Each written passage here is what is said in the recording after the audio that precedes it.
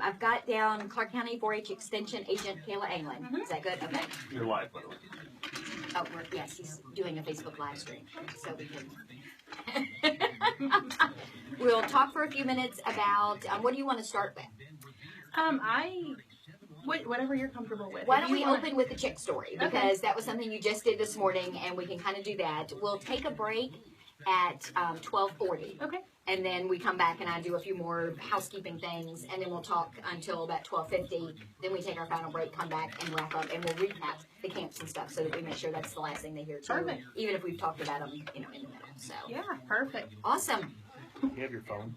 Yes. See if it's like it was yesterday.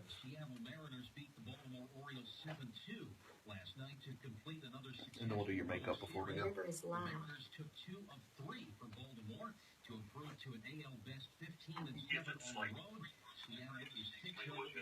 That's better. Yes. Lonnie Hill's watching me. Thank you, Lonnie. It must have been that old iPhone. The operating system. I don't think it liked the. Oh. Lonnie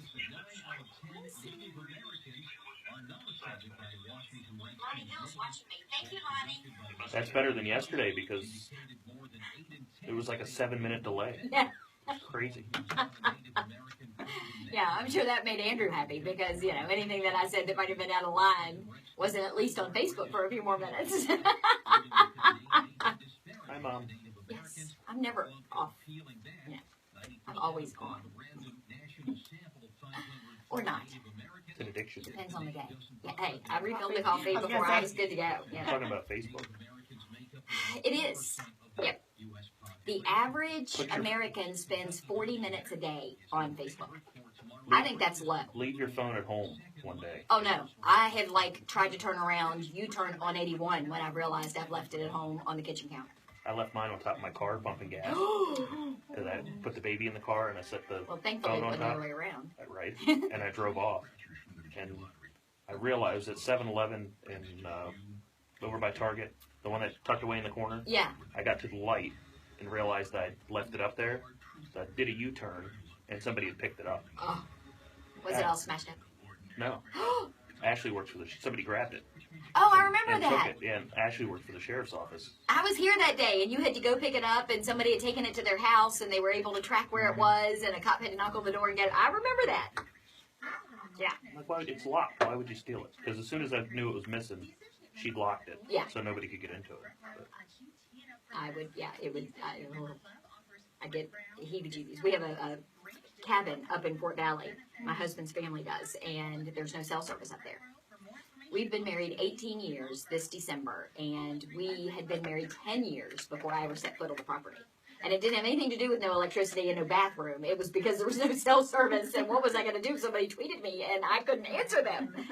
So I've come to appreciate the quiet, but it's still in small doses. See, if it's planned, I can do it. Yeah, I've got to. But if I forget it at home, I'm like... No, I got to prepare myself, but if it's all of a sudden gone, it's like... Just do a flip phone. I've got a client who's been taking the social media classes that I'm doing over in Newmarket. His name is Fred, and he is a pastor at a church over in Fort Valley that has Camp Shenandoah Meadows. And it's this massive camp where Girl Scouts and things like that come in. He has a flip phone, and when he was at the class last week, Facebook 101, he didn't have access to the Facebook page. So he calls some guy who does so he can make me an admin, and I hit the red button when I hung up, and I looked at him, I said, what do I do with it now? And he's like, give me that phone, and he flips it closed. It was like an antique. Yeah, my husband would be very happy if they went back to flip phones. He wants them to bring out a new Razor, because that was his favorite cell phone ever. Yeah, no. No. I remember when they started getting cameras on them. It's like a big deal. Yeah, you can But it's look all, back. blurry and pixelated. Facebook has your events now, so you can look back at your stories for 4 or 5 years ago. The picture quality that you posted, much better now. Well, and not to mention, you look at some of that stuff and you think, why did I post that? What you post is so different today than it was 3, 4, 5 years ago. And you're like, oh my gosh, I way overshared back then. And a lot of people don't even post anymore. They just share the memes, and it's kind of irritating. You're irritating. I know. They get up at 4 o'clock. Yes.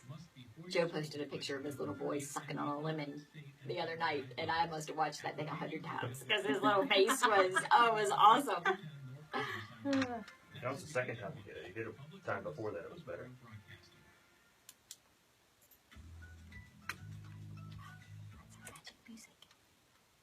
Hello and welcome to the Valley Today. I'm Janet Michael, and I'm pleased to be in the studio today with Clarke County 4-H Extension Agent Kaila Anglin. Kaila, welcome. Thank you for coming in today. Thanks for having me. It's a gorgeous day outside, so I'm sure there are a million other places you'd rather be than inside of the studio. Well, absolutely. But, later this afternoon I'll be out enjoying the weather. We'll be setting up for our Clarke Frederick Beef Show that happens tomorrow at the Clarke County Fairgrounds. So fabulous. Well, and I understand you were somewhere interesting this morning doing something fun. Yes, I absolutely was. I was over at Boyce Elementary School and Cooley Elementary School, both in Clarke County.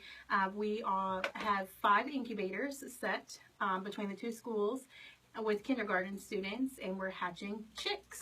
So how many do you have? We set 6.5 dozen eggs. Oh my goodness. So if we get anywhere close to half of that, we'll be ecstatic, basically. And once they hatch, that's a noisy little group right there. Yes, it is. It certainly is. We were talking to the kids today about, over the weekend, we're going to take the Turner out of the incubator, and then they'll be laying flat on the base in the incubator.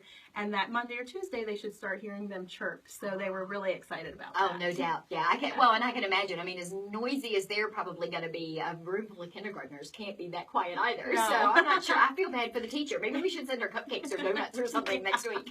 Yeah. Now, you've got a lot of stuff going on over in Clarke County. So why don't you tell us a little bit about some of the camps that you've got coming up? Sure, absolutely.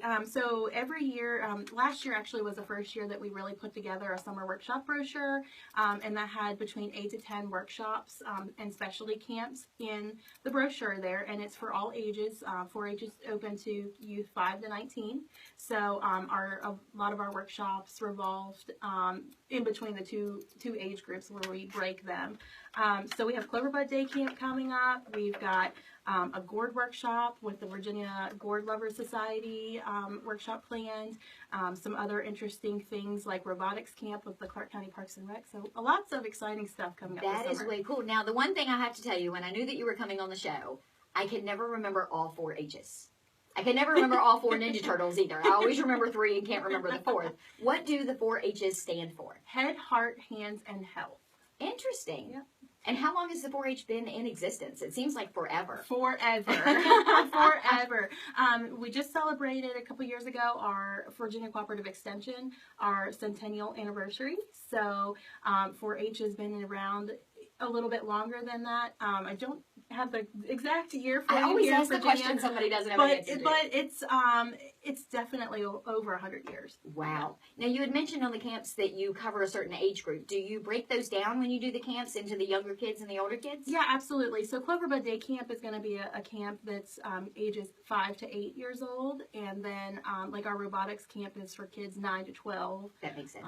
We've got Clark Moore 4-H camp that's coming up, and that's for 9 to 13, and then we take our teens that are 14 to 19. So we've got kind of everybody there together. So we kind of mix and match a little bit. With that the age sounds groups. really cool. So Yeah. what are some of the topics that you're going to cover at some of the camps? Well, generally speaking, our Cloverbud Day Camp has a theme for the year or for the week, and we are doing a healthy living lifestyle with the Which kids. is definitely needed this day and age. Yes. Yeah. So they've got some really cool 4-H curriculums that revolve around healthy eating and moving and being active, and the kids seem to really enjoy it in the small programs that I've had already. So we're just going to make it a full-on week camp. That sounds like a fabulous idea. And of course you need, we see so much in the news these days about obesity rates and kids living on Twinkies and potato chips and things Yes. along those lines. So any way that you, I guess, can introduce them at an earlier age to vegetables, to healthier food, it's certainly going to help them, I think, down the road. Absolutely. We actually already have an in-school program with first graders across the 5 counties that our FCS agents serve, and that would be Clarke, Frederick, Page, Shenandoah, and Warren.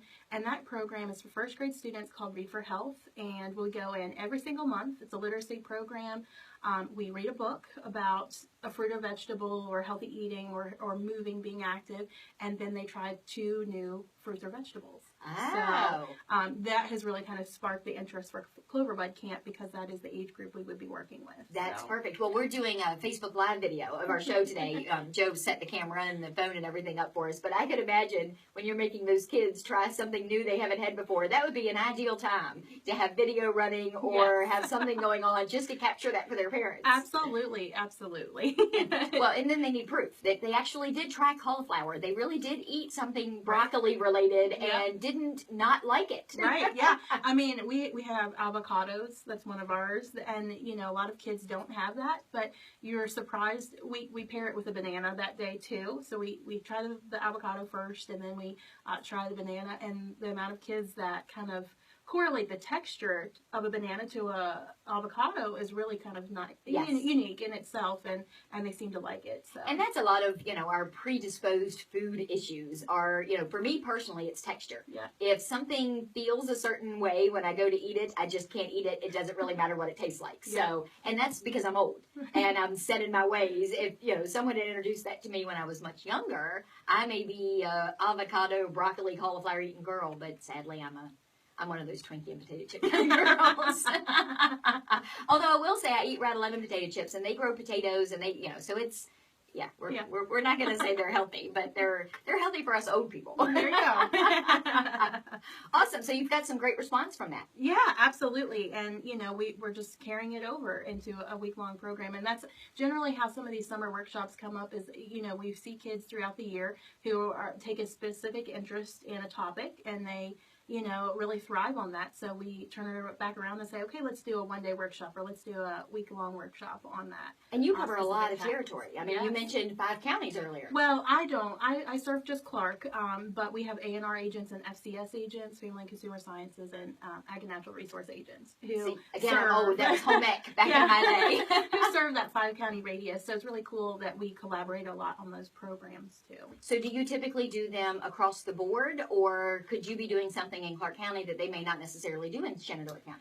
It's kind of a mixture of both, honestly. The Reef for Health program is a program that's across all the 5 counties, but, you know, my Cloverbud camp is going to definitely differ or vary from maybe Warren or Frederick or, you know, the other counties. They do have Cloverbud day camps, but the topics might vary. Oh, so. Interesting. Well, on that note, we're going to take a quick break. When we come back, we're going to talk with Kaila a little bit more on the Valley Today about some of the specifics about camp coming up. So we'll be right back. Very powerful. I looked at the clock and did it right at 12:40. 40 and 50. I wrote it down. You were like 20 seconds, but a lot passed. Oh, gee, thank you. I don't get a lashing today, as long as I don't mess it up at the 50 hour. There's a cow out here that wants to get on the air. She wants to share her moo. I really enjoy cows. Yeah. When I was little, I was terrified of them. My grandfather had a little small farm. They didn't actually live on the farm, but he had one. And he would get cattle in, and they terrified me. When he would pick them up at the livestock exchange and bring them home, and they'd have to take them down that ramp, it totally freaked me out. It was just one of those things that my dad used to crack up at how terrified I was. Didn't mind horses. I'm not one of those girls who's afraid necessarily of bugs or snakes or anything like that, but those cows freaked me out. I don't like any of it. Stop looking at me that way. We have cats at home. I don't even like those. Oh, yeah, my husband's not a cat person. He's been after me forever. Our son graduated from Bridgewater this past Saturday. Oh. And when he left for college 4 years ago, the first thing that out of my husband's mouth when we came home, can we get a dog? I'm like, no, the kid is coming back in 4 years, and then we're going to have a kid and a dog. No, we're not getting a dog. And that's... Yeah, we have a dog, too. I do have a dog. I don't like dogs. We're pretty attached to ours. What kind of dog do you have? Well, she is a healer and a lab mix. Ah. So she is very smart and very playful. 2 minutes. What? Okay, so when we come back from break, we'll have almost 10 minutes. Okay. What do you want to talk about? Well, we can talk about Clarke Moore 4-H camp if you want. Okay, let's do that. That works. And then we'll just give a general you want more information, contact your local extension office. That works. And you can do phone numbers if you want, if they, if there's a way to easily say it's online. Yeah. What we typically do after this is this show is recorded, so it's going to go up on our website and a podcast. So I can include links to all those websites and stuff, and we can say, all that information will be on our website within an hour of going on today. That would be Announce great. that the FM is going off for required maintenance. It's not off yet. Oh, okay. Yeah, mention that when you come back. What? That the FM's going to be going off for required maintenance. And if you want to tune in, use the TuneIn radio app or the When is that? Facebook live stream. As soon as you say that, it's going to go off. As soon as we come back, so I shouldn't do my listen to us online, blah, blah, blah, blah. You can. It's fine. I mean, just keep it rolling, but just mention that, the FM's going off for required maintenance. Okay. How long is it going to be off? 20 minutes, maybe. They're replacing the bulbs on the tower. The curly cues. That's what we talked about on Wednesday. Miles Davis couldn't remember what the name of the light bulbs were so we were calling them the curly cue light bulbs. But those things, when they bust, when they break, They have they mercury in them. Yeah. shatter. I mean, you have to really be careful. Welcome back to the Valley today. I'm Janet Michael. If you're just joining us and you want to hear something that you've already missed or you want to listen again later, you can visit our website at theriver953.com, click the On Demand tab, and from there you can listen to past episodes of the News at Noon, Education Watch, and more. I do have to let everyone know that in just a minute or two, the FM is actually going to go off the air for about 20 minutes while we do some maintenance to the towers. Kayla and I were talking about light bulbs blowing. Apparently, they're replacing some bulbs on the tower. So if you want to continue listening, you can use the TuneIn app on your phone. You can go to our website. You can listen live. We're also broadcasting live on Facebook. So get to your Facebook page, go to the River 953 Facebook page, and you can watch us and hear us because, why wouldn't you want to do the best of both worlds? So on that note, let's talk a little bit about the 4-H camp. Yeah, absolutely. So we're going July the 10th through the 14th to the 4-H Center here in Front Royal, and Clarke and Warren partner on that program. So we're taking campers 9 to 13 years old and our teens that are 14 to 19 to supervise those campers, and then some adult staff with us, and we'll be there for the week. So Sunday through Thursday. Oh, spending the night and everything. Yes, ma'am. Oh, yes, man, I loved those camps when my kid was little. It was like a mini vacation for me. Right? Yeah. Well, it's really kind of cool because the kids get to take classes and meet their peers from the other county, and even meet kids from their own county that may be a grade or two above them or below them, however that might work That's out. great. Now, what are some of the things that you guys do? So they could take classes anywhere from archery and shooting sports to horseback riding, canoeing, outdoor cooking, crafts class. There's just a multitude of classes. We were just going over our class schedule yesterday, and we've got about 18 to 20 classes. Oh, I can imagine that you're exhausted at the end of the day, and those kids probably crawl in. Are they intense? Are they literally camping out? No, they are not. They're actually in lodges. That's my kind of camping. Yep. So it's really nice camping. The nice side of camping. They stay all week. They get roommates. They get a camp counselor in their room, and they just have a great time. Oh, that is way cool. It's kind of like college life, only a little bit more rural. Yeah, absolutely. Well, and it's the same kind of thing. We're teaching kids those independent life skills where they have to be able to get up in the morning and kind of dress themselves and take care of themselves and get moving and make sure that they pack their bag for the rest of the day for classes or whatever that might be. So they really are being independent at camp. And how many do you normally have at these camps? Last year we took roughly 260. Oh, yeah! Wow, no wonder you need the older kids to also participate as babysitters, so to speak. That's a lot of kids. Yeah, that's adult staff, campers, and counselors. So that's a pretty large number of people there. Yeah, that is pretty impressive. Wow. Yeah. So it sounds like you guys have a blast. I assume at the end of the day you're roasting marshmallows and you're singing campfire songs and again showing my age because that's how it works. Yeah, actually last year we did have s'mores, so it was really nice. Oh, well, see, there you go. So archery, shooting skills. Yep, horseback riding, creative crafts, outdoor sports, outdoor cooking. Oh, great. The So gamut, like, fishing. oh, well, that makes sense. So they get to like do hot dogs and actually see how you can make things that you wouldn't maybe necessarily think about cooking outside. Yep, absolutely. Outdoor cooking is definitely that. Taking all the foods that you could roast over a fire, basically. That is interesting. I mentioned in the break that my husband's family has a camp, has a cabin up in Fort Valley, and that was one of the things that took a little getting used to for me was how are we going to eat? Right. For me, it was more important, how am I going to make coffee? I do have to say that I have to go back to instant coffee when we're at the cabin. It's not that bad, but yeah, I was a little concerned about plugging in a coffee maker. But I think it's great that it's at a young age you get these kids, acclimated to what it's like to just kind of be out in nature and on their own, which I guess is part of what the whole part of 4-H is all about. Yep, absolutely. So when they come in, parents, I guess, just drop them off. Do they come back at any point during the week for a visit? Yep, so they actually leave them there all week. They drop them off on Sunday, and then Thursday afternoon we have a closing ceremony. The parents can be present for that, and then they pick up the kids after that. That so sounds the kids amazing. are really there all week without their parents, which parents sometimes take it a mini vacation for Oh themselves. yeah, I tell you, yeah, I remember those days. They were, yes. And now, of course, I mentioned that my son graduated from college, and now he's back home. Mm-hmm. So my days of mini vacations, I think, are kind of going to be few and far between, I guess you could say. I'm looking at my notes here for the clubs and things that you guys have.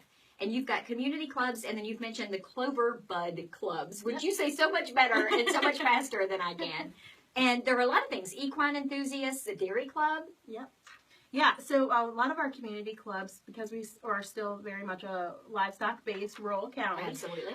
We have community clubs that focus around the livestock projects, but we also have those kids who take on sewing projects. Like I was saying, Outdoor Adventures Club has shooting sports and archery, projects within that. They take on fishing projects. So, really 4-H is for anyone. You have an interest, we can match you perfectly with something to do in 4-H. That sounds cool. Now, when you mention things like fishing and archery, do they have to bring their own fishing poles and their own bow and arrows? That's right. Or do you guys have that there and provide it for them? It's provided for them. Oh, wow. That makes it even more one stop. You just have to Absolutely. pack their clothes and whatever, utility things they may need. Right, and some then, snacks for the week. Oh, that's awesome. And do you find that you get a better response from the younger crowd or the older ones? Do they kind of just accept it across the board? I think it's both. I think everyone kind of accepts it both ways. Now, like, counties vary. So, like in Clarke County, we have FFA. So the kids are in both. They're in 4-H and FFA. But here in Warren, they're just in 4-H. Yes. So, you kind of see the differences in age groups across different counties. And whether they're familiar with it at all. You're right, Yeah. because Frederick County has the FFA program, and they do the livestock, and they do that sort of thing. So Yeah. that sounds awesome. I have a friend of mine who every year buys the prize hog at the Clarke County Fair. So I'm sure one of your 4-Hers probably raised that. Yes, they certainly did, and they did their work in recruiting a buyer for that. Oh, I didn't for that realize thing, that they had too. to go that far. Maybe Yeah. that's why she gets such a good deal and can do it so quickly, because she's got an in. Yeah, well, and she's had a contact with that youth member who's selling their product, basically. And they don't just do pigs and cows. I mean, there are all sorts of things that they can do and raise chicks. We Yep. talked about a minute ago Yep. with the kindergarten class. Rabbits, poultry, sheep, goats, beef. Yep. Oh, Dairy, wow. horses. Yeah. Well, you probably have to have a pretty big backyard if you're going to do dairy or horses, I would guess. Absolutely. Yes, absolutely. That makes it just a little bit more complicated, I would think. Yeah. Well, this is fantastic. We're going to take another quick break, and then we're going to come back, and we're going to talk a little bit more about camps, how people can get registered, how they can sign up, and all that sort of thing. And we'll be back in just a minute on the Valley Today. I was looking at the clock. Did I do better that time? He ran over 30 seconds. Oh! So I'm still at a loss of 10. It's better than, Tuesday? Oh my Lord, Tuesday we were at Bowling Green and there was no clock. And I was only the second day on the job. And I thought I was done. I had done the break and I'm like, okay, well that wraps it up. And he's sitting over here going, keep talking. And I looked at him and just froze and I went, you want me to keep talking? Nobody has ever told me to keep talking. All I ever hear is shut up. That's enough. All right, so when we come back, what do I have? How much time? About 5 minutes.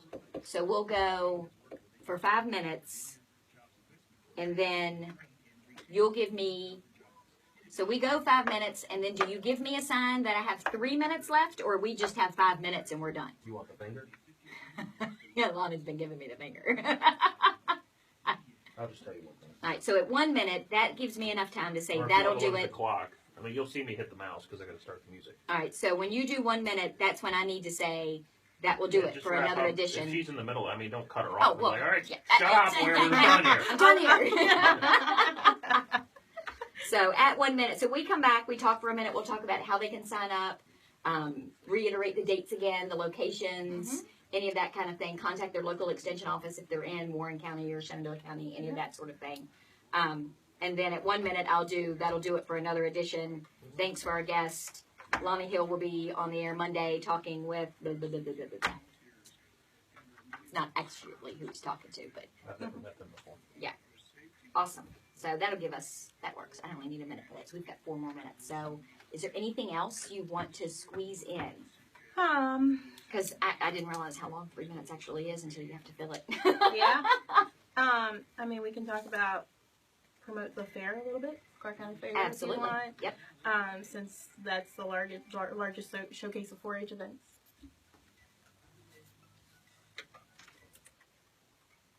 We're back on the Valley today. I'm Janet Michael. We've got a few minutes left here with Kaila. She's the Clarke County 4-H Extension Agent. Want to remind everybody that you can watch us live right now on Facebook. So if you want to see the behind the scenes of how things go, it's not as, wonderful and beautiful as people might think it is. It's not glamorous. That's the word I was looking for.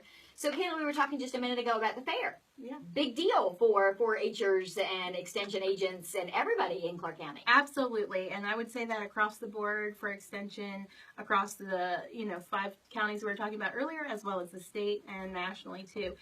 Generally speaking, the county fairs are the largest showcase of those youth members 4-H and FFA projects. So definitely come out and support your local youth. And even if you just stand on the sidelines and watch them do a showmanship class, you definitely want to take pride in the kids that are raising those projects throughout the year. And it is amazing to watch just how serious they are and how much training they've had. And, I remember growing up and going to the fair. I never really understood it. And it wasn't until I got older and my son was in school that I realized there's a lot more that goes into bringing out, to show a cow than just walking it out there and standing up and smiling pretty. There are certain things that they have to do. There's a routine. Yep, they have to be able to set their animal. They have to be able to answer questions from the judge. They have to be able to be aware of the other animals and the youth in the ring. I mean, they're not just feeding it all year long. They're working. They're halter breaking those animals.